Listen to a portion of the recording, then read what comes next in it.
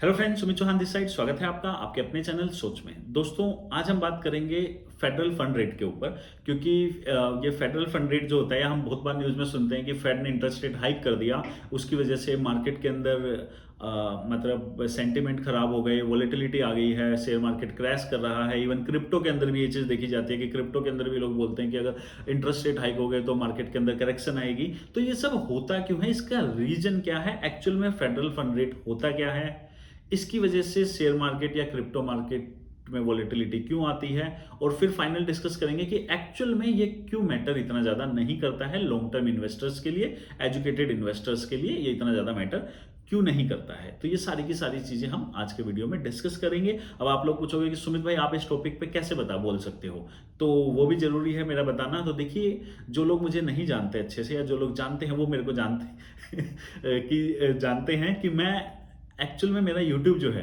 वो सिर्फ एक पैशन है। यूट्यूब में पैसे कमाने के लिए नहीं करता, और इसलिए आपने देखा होगा कि आज तक हमने कोई भी पेड प्रमोशन नहीं किया है। तो यूट्यूब मेरे लिए क्या है, एक पैशन है जिसके थ्रू मैं आप लोगों से इंटरेक्ट कर पाता हूँ, मैं अपनी स्किल इंप्रूव कर पाता हूँ, और डेफिनेटली मैं ट्राई करता हूँ कि मेरे वीडियोज के थ्रू हर वीडियो में कुछ ना कुछ सीखने का हो, सो डेट कि जो इन वीडियोज को देख रहा है उसका टाइम वेस्ट ना हो। तो इसलिए मैं अननेसेसरी की वीडियोज नहीं बनाता। तो लेकिन मैं फिर करता क्या हूँ, तो मैं एक्चुअल में 2015 से as an investment adviser work करता हूं। तो क्योंकि मैं as an investment adviser work करता हूं, तो मुझे ऐसा लगता है कि मैं शायद सिंपल एग्जांपल्स के साथ, बिल्कुल सिंपल भाषा में, ना कि ज़्यादा टेक्निकल ना ज़्यादा डिटेल में जाए हुए, आपको ये चीज़ें समझा सकता हूं कि फेडरल फंड रेट क्या होता है, इसकी वजह से मार्केट में वॉलेटिलिटी क्यों होती है शॉर्ट टर्म के अंदर, और क्यों लॉन्ग टर्म के अंदर हमें इसकी बिल्कुल भी टेंशन नहीं लेनी चाहिए, चाहे आप क्रिप्टो के अंदर इन्वेस्टर हो, चाहे आप शेयर मार्केट के अंदर इन्वेस्टर हो। तो इसलिए बीइंग एन इन्वेस्टमेंट एडवाइजर ये मेरी ड्यूटी भी है, और ये मेरा पैशन भी है, और इसलिए मैं आपके साथ ये सब चीज़ें यहाँ पे आज डिस्कस करने आया हूँ, और मुझे ऐसा लगता है कि हर इन्वेस्टर को ये चीज़ पता भी होनी चाहिए। तो अब आ जाते हैं फेडरल फंड रेट होता क्या है। देखिए, फेडरल फंड रेट क्या होता है कि आप इसको बिल्कुल इस तरीके से समझिए कि बैंक एक दूसरे को जिस इंटरेस्ट रेट पे पैसा देते हैं, और भी सिंपल समझना है तो ये समझ लो, जिस इंटरेस्ट रेट पे बैंक को पैसा मिलता है तो जिस इंटरेस्ट रेट पे बैंक को पैसा मिलता है उसको हम बोल देते हैं फेडरल फंड रेट। तो अब अगर ये इंक्रीज होगा तो इसका मतलब क्या होगा, अगर फेडरल फंड रेट बढ़ा दिया तो अब बैंक को, अगर मान लो पहले 2% पे पैसा मिल रहा था लेकिन इसको 0.5 से बढ़ा दिया गया, तो अब बैंक को 2.5% पे पैसा मिलेगा। तो इससे बैंक जो है उसको क्या होगा, पहले उसको जो 2% मिल रहा था अब 2.5% पे मिल रहा है। तो इसका मतलब अब जो बैंक है, बैंक पैसा क्यों लेता है, आगे पैसा देने के लिए लोन पे। तो अब अगर फेडरल फंड रेट बढ़ेगा तो बैंकों को ज्यादा ब्याज पे पैसा मिलेगा। बैंकों को अगर ज्यादा ब्याज पे पैसा मिलेगा तो वो कस्टमर को आगे ज्यादा ही इंटरेस्ट रेट पे पैसा देंगे। अब आप समझ गए कि फेडरल फंड रेट और कस्टमर का रिलेशन आप समझो कि दोनों के बीच में आता है बैंक।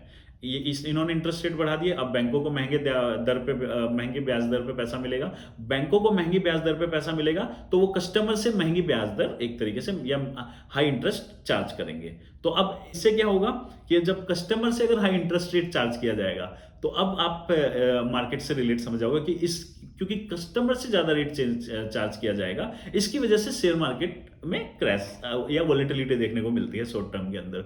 क्योंकि जैसे ही मार्केट को ये पता लगता है कि इंटरेस्ट रेट बढ़ने वाला है, सीधा जितनी भी इन्वेस्टर्स होते हैं वो क्या सीधा उनके दिमाग में आता है, अब कस्टमर के पास पैसा कम बचेगा। कम क्यों बचेगा, मान लो ईएमआई चल रही है आपकी, वो 16,000 रुपए की आपकी एक ईएमआई चल रही है, लेकिन इंटरेस्ट रेट हाइक होने की वजह से अगर वो 17,000 रुपए की हो जाती है, आपने किसी भी अमाउंट पे ईएमआई, आपने एक लोन लिया था जिसकी ईएमआई आपकी 16,000 से 17,000 हो जाती है इंटरेस्ट रेट हाइक होने की वजह से, तो इसका इंपैक्ट मार्केट पे क्या आएगा, क्योंकि वो आप पे तो आएगा। आपका तो अब ये है कि यार पहले जहां 16,000 रुपए जा रहा था वहां अब आपका 17,000 रुपए जा रहा है, तो आपका 1,000 रुपए अब एक्स्ट्रा जा रहा है किसको, लोन पे, बैंक को। और वो बैंक आपसे 1,000 रुपए एक्स्ट्रा क्यों चार्ज कर रहा है, क्योंकि बैंक को भी आगे महंगे रेट पे मिल रहा है। तो फेडरल रेट इंक्रीज हुआ, बैंक को महंगा मिला तो बैंक ने आपको महंगा दिया। अब आपका 16,000 की ईएमआई अगर 17,000 की हो जाएगी, तो जो आपका 1,000 रुपए जो आपके पास पहले लिक्विड रहता था, या लिक्विडिटी जिसको हम बोलते हैं मार्केट के अंदर रहती थी, कि मतलब आपके पास वो एक तरीके से आप कभी भी उसे खर्च कर दो, इस तरीके से आपके पास हमेशा रहता था। अब वो 1,000 रुपए कम हो गया। मान लो पहले आप मार्केट में जाके जब अब 16,000 आपकी ईएमआई थी, तो आप मान लो कि 14,000 रुपए खर्च करते थे मार्केट में जाके। लेकिन जब आपकी ईएमआई 17,000 की होगी, तो अब आप 13,000 रुपए ही खर्च कर पाओगे मार्केट में जाके। तो मार्केट में जो आप खर्च कर सकते थे या जो करते थे महीने का, उसमें अब आपको 1,000 रुपए की कटौती करनी पड़ी। जब आप 1,000 रुपए की कटौती करोगे, तो ये कटौती आप किन चीजों में करोगे? हम क्या खरीदते हैं मार्केट से? हम कपड़े खरीदते हैं, हम गाड़ियां खरीदते हैं, हम एफएमसीजी के प्रोडक्ट खरीदते हैं, हम ब्यूटी के प्रोडक्ट खरीदते हैं, हम जितने भी प्रोडक्ट खरीदते हैं, जो भी आप यूज करते हो घरों के अंदर या घर के बाहर, वो सारे के सारे प्रोडक्ट आप खरीदते हो मार्केट से। अगर आपके पास आपका अब जब आप 14,000 खर्च करते थे, मार्केट में ज्यादा खर्च हो रहा था, अब आपका इंटरेस्ट रेट बढ़ने की वजह से अब आप 13 ही कर पा रहे हो खर्च। तो वो जो 1,000 रुपए था, वो एक तरीके से जो आप अब मार्केट में खर्च नहीं कर पा रहे, उसकी वजह से जितनी भी ये कंपनियां थी, जितने भी ये प्रोडक्ट या सर्विसेज आप यूज करते थे, इन सबकी सेल कम होगी। क्योंकि आप अगर पैसा मार्केट में कम खर्च करोगे, तो अब इसका मतलब मार्केट में जो गुड्स या सर्विसेज हैं, वो अब कम बिकेंगे उतने ही अमाउंट के, जितने अमाउंट की आपकी ईएमआई बढ़ गई। तो अब क्योंकि वो प्रोडक्ट या सर्विसेज की सेल कम होगी, तो किन कंपनीज की सेल कम होगी? एफएमसीजी हो, ब्यूटी केयर हो, मतलब आप समझ रहे हैं, ये सारे sector except banking and financial sector, इसको कोई फर्क नहीं पड़ेगा।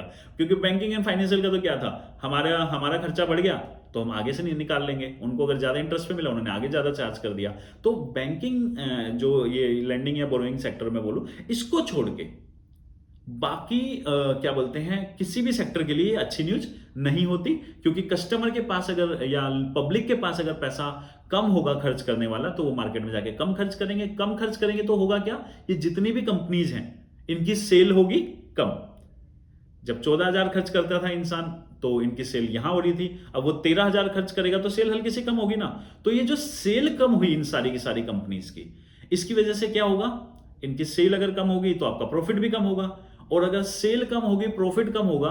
अब जो शेयर मार्केट में जो लोग बैठे हुए हैं, इन्वेस्टर हैं, अगर जो शेयर मार्केट में पैसा लगाते हैं, वो इसको सीधा एज्यूम कर लेते हैं, फेड ने रेट हाइक कर दिया, इसका इन कंपनियों में हमने इन्वेस्ट किया हुआ है, अब तो इनकी सेल कम हो जाएगी। इनकी सेल कम होगी, इन सब कंपनीज की, प्रोडक्ट सर्विसेज वालों की, तो इनका प्रॉफिट भी कम होगा। और जब प्रॉफिट कम होगी, तो इन्वेस्टर, डेफिनेट सी बात है कि अगले क्वार्टर के अंदर या जैसे ही उसको पता लगेगा कि प्रॉफिट कम हो रहा है, तो वो सीधा क्या करेगा, एग्जिट लेना शुरू करेगा। वो बोलेगा बेचो शेयर को और निकलो अब यहां से, क्योंकि फेड इंटरेस्ट रेट हाइक हो रहा है।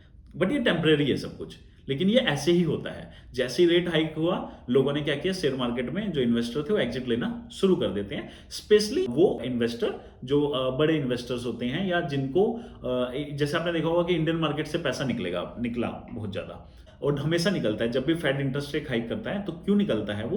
क्योंकि जो यूएस के लोग थे, जिन्होंने इंडिया में इन्वेस्ट किया हुआ था, अब उनको ये पता है कि यार इंटरेस्ट रेट हाइक हुआ है, तो ग्लोबली मतलब जो लोग सामान खरीदते हैं वो कम होगा। तो इसकी वजह से क्या है, शेयर मार्केट का अंदर कंपनीज का प्रॉफिट कम होगा, तो उनका शेयर प्राइस गिरेगा, तो हम बाहर निकल जाते हैं, क्योंकि हमने जो शेयर खरीदे हैं उनका रेट गिरने वाला है।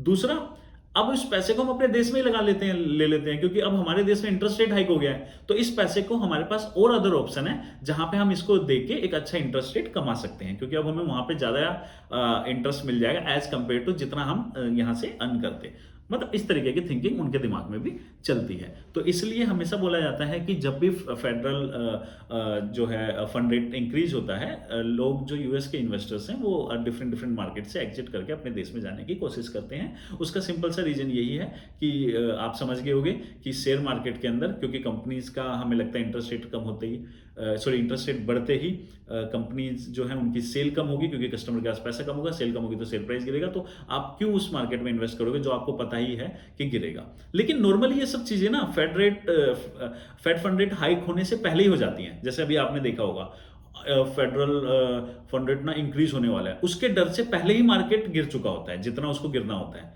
और जिस दिन वो रेट इंक्रीज होता है, उस दिन हम देखते हैं मार्केट को कोई फर्क ही नहीं पड़ा, या उस दिन कई बार मार्केट बढ़ भी जाता है। तो अब आप समझ गए कि ये चीजें क्या है। तो अभी हम दो चीजें क्लियर कर चुके कि फेडरल फंड रेट होता क्या है, जिससे बैंक पैसा ले, इसकी वजह से शेयर मार्केट क्यों करेक्ट होता है, क्योंकि लोगों के पास पैसा कम होता है। तो आप समझ गए हो कि स्पेंड कम करेंगे तो जितनी भी कंपनियां शेयर मार्केट में, इनका कहीं ना कहीं अर्निंग कम होगी, शेयर प्राइस कम होगा, तो यहाँ से इसलिए इन्वेस्टर निकलना शुरू कर देते हैं और निकलते हैं, शेयर प्राइस और कम होता है। तो इस तरीके से पूरा का पूरा सर्कल चलता है।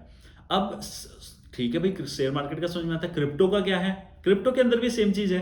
अगर आपको महीने का मतलब मान लो आपकी, मैं कहता हूं कि आपकी 50,000 रुपए सैलरी है, आपको ईएमआई देके, अगर ईएमआई और सारे एक्सपेंस निकाल के आपका महीने का अगर 10,000 रुपए बच रहा था, लेकिन अब इंटरेस्ट रेट हाइक होने की वजह से 9,000 रुपए बच रहा है, तो अब पहले जो आप 10,000 रुपए इन्वेस्ट कर सकते थे क्रिप्टो के अंदर, अब आप 9,000 करोगे, तो इसका मतलब अब क्रिप्टो मार्केट के अंदर भी जो इन्वेस्टमेंट थी वो कम हो जाएगी। और जब इन्वेस्टमेंट कम होगी तो इसका मतलब डिमांड कम होगी, क्योंकि जब इन्वेस्टमेंट ज्यादा होती है तो किसी चीज की डिमांड बढ़ जाती है। जहां पहले 10,000 रुपए आ रहे थे, अब 9,000 रुपए आएंगे, तो कहीं ना कहीं क्रिप्टो मार्केट के अंदर भी ये वोलेटिलिटी देखी जाती है कि क्रिप्टो मार्केट के अंदर भी लोगों को लगता है कि अब इंटरेस्ट रेट हाइक हो गया, तो लोगों के पास इतना पैसा नहीं है कि बचेगा कि जितना वो क्रिप्टो में इन्वेस्ट कर सकें, या जितना वो करते थे उसके हिसाब से कम कर पाएंगे, तो इसलिए क्रिप्टो के अंदर भी वोलेटिलिटी आती है। लेकिन एक चीज आपको ध्यान रखनी है कि ये सब चीजें ना टेम्परेरी हैं। टेम्परेरी इसलिए हैं क्योंकि अगर आप इंडिया का स्टॉक मार्केट को भी स्टडी करोगे, तो जब भी जिस भी 4 से 5 साल के ड्यूरेशन में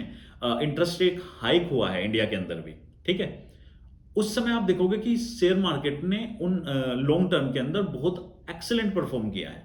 तो इसका मतलब लॉन्ग टर्म के अंदर ये मैटर नहीं करता 0.25 बढ़ गया, 0.5 बढ़ गया, इससे ज्यादा बढ़ गया, लॉन्ग रन के अंदर इतना मैटर नहीं करता। ये जस्ट एक शॉर्ट टर्म वोलेटिलिटी या एक फियर क्रिएट करने के लिए होता है। और मैं कई बार लोगों को, यूट्यूबर्स को भी मैं देखता हूँ कि इंटरेस्ट रेट हाइक हो रहा है, निकल जाओ, मर जाओगे, ये हो जाएगा, वो हो जाएगा, इस तरीके का पैनिक क्रिएट करते हैं। मे बी बिकॉज वो यूट्यूबर हैं और शायद पैनिक क्रिएट करने से व्यू ज्यादा आते होंगे या जो भी है, लेकिन एक्चुअल में ऐसा नहीं होता है। एक्चुअल में अगर हम देखेंगे तो इतना ज्यादा लॉन्ग टर्म इम्पैक्ट नहीं रहता है, और ना ही इतना ज्यादा रहा है आज तक, और ना ही आगे जाके इतना ज्यादा इसका इफेक्ट पड़ेगा। ठीक है, तो क्योंकि मार्केट तो कवर करेगा, क्योंकि होता क्या है कि जब कस्टमर की परचेजिंग पावर कम होती है तो कंपनीज अपना प्रॉफिट पता है कैसे बढ़ाती हैं? फिर वो अपना प्रॉफिट बढ़ा लेती हैं अलग तरीके से, वो भी अपनी कॉस्ट कटिंग शुरू कर देती है। मैकेनिज्म बिल्ड हो जाता है थोड़े से दिनों के अंदर ही, और उसी मैकेनिज्म के हिसाब से कंपनीज ऑटोमेटिक अपने प्रॉफिट को मेंटेन कर लेती हैं। इसलिए लॉन्ग टर्म में इसका फर्क नहीं पड़ता। इसलिए मैं बोलता हूं हमेशा एजुकेटेड इन्वेस्टर बनो, लॉन्ग टर्म इन्वेस्ट करो किसी भी चीज एसेट के अंदर, आपको कभी भी ये सब चीजें परेशान नहीं करेंगी। ठीक है, ये बेसिकली गैमलर्स लोगों के लिए ना, या जो ट्रेडर होते हैं, गैमलर होते हैं, उन लोगों के लिए, अनएजुकेटेड इन्वेस्टर्स को इन सब चीजों से ज्यादा मतलब डरने की जरूरत है। But being an educated investor आपको ये सब चीज़ों की टेंशन लेने की जरूरत नहीं है।